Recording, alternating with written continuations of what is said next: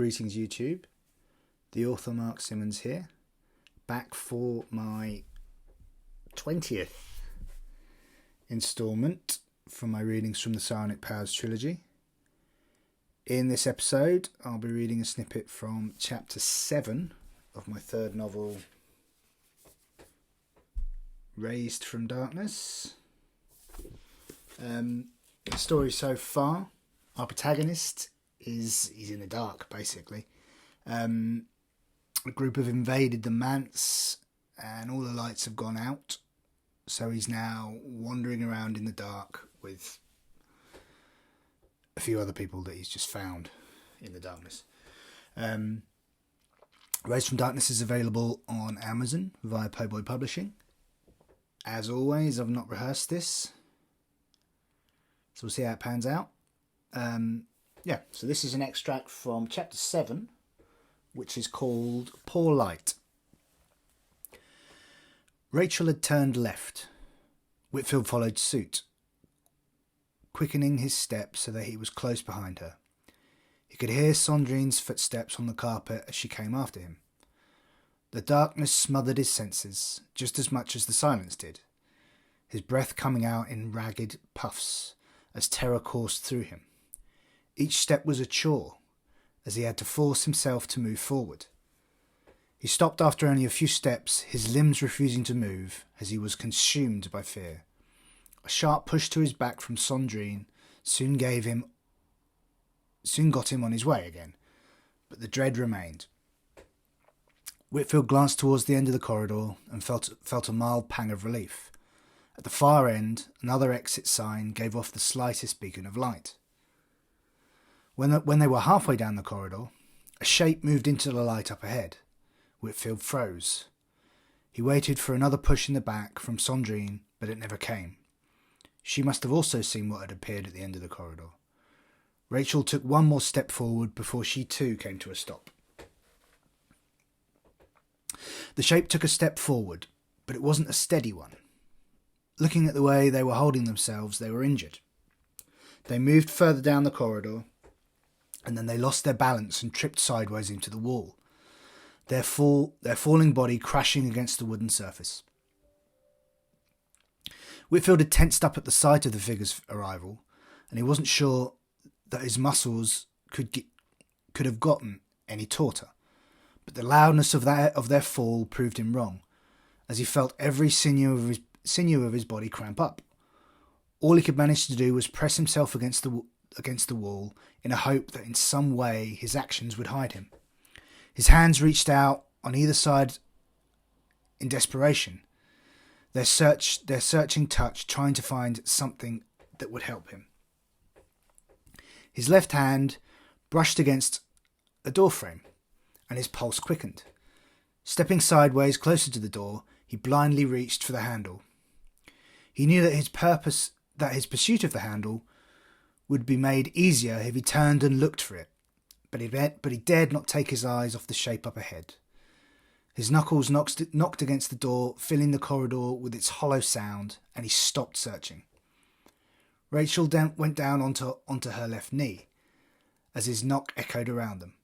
She also pressed herself against the wall and seemed ready to defend herself.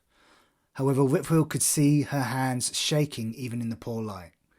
He couldn't blame her. Abject terror had him covered in a cold sweat. Behind him, Whitfield heard Sandrine's feet shift on the old carpet.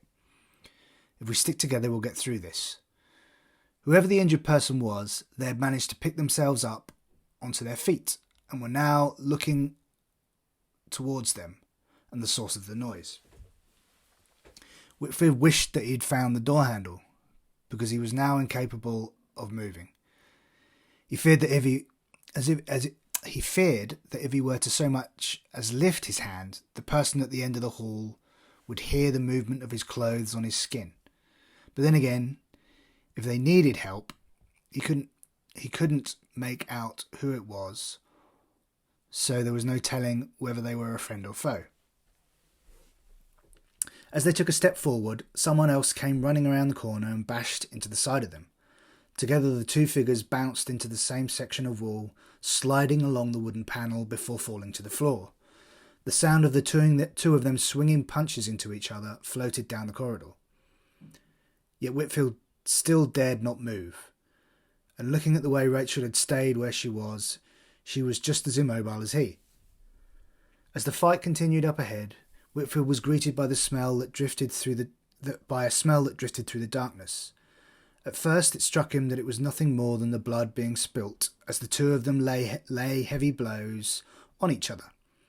But as he took a deeper breath, he felt a yearning to walk towards the fight.